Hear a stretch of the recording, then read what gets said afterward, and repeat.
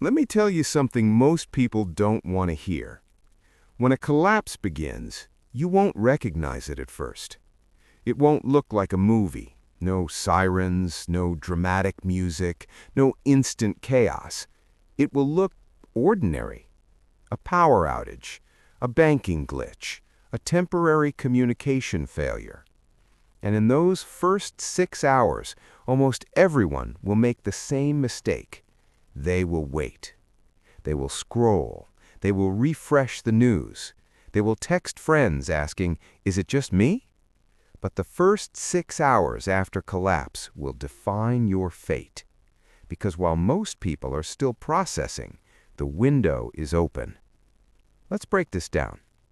Hour 0 to 1, denial.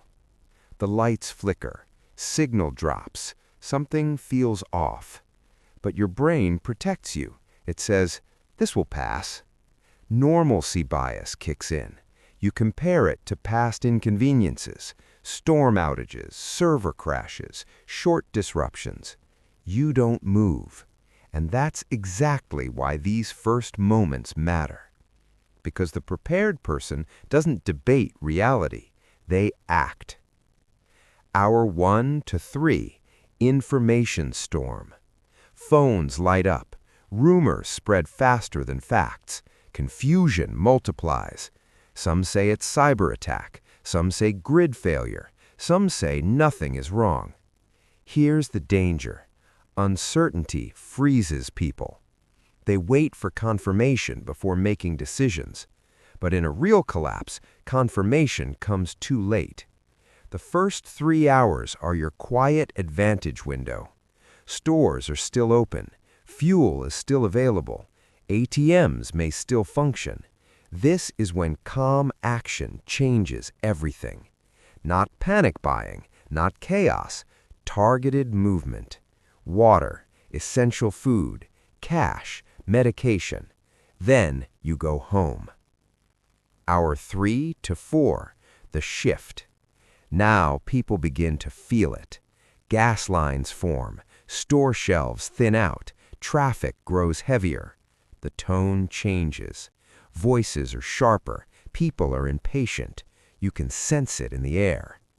This is where your mindset matters more than your supplies, because the real collapse isn't physical first, it's psychological. Fear spreads faster than scarcity. If you're still undecided in hour 4, you are now reacting, not leading your own survival. Hour 4 to 5, the closing window. This is the moment most people realize something is wrong. And by now, movement becomes dangerous. Crowds are thicker, tempers shorter, resources thinner. The window is closing. Prepared individuals are already home. Doors locked, lights minimal, plan activated. Unprepared individuals are still outside, trying to catch up. This is where risk multiplies, not because society has fully collapsed, but because uncertainty plus fear equals volatility. And volatility is unpredictable. Hour 5 to 6, the new reality. 6 hours in, the situation feels different. Silence grows heavier. If the grid is down, darkness comes faster than expected. If communications are unstable, isolation becomes real. This is when exhaustion hits the unprepared. They've been running, searching, reacting. Prepared individuals, they're conserving energy.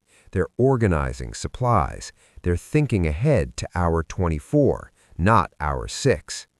That mental shift is everything. Here's the truth. The first 6 hours are not about survival skills. They're about decision speed, about emotional control, about whether you move early or freeze late. You don't need a bunker. You don't need thousands of dollars of gear.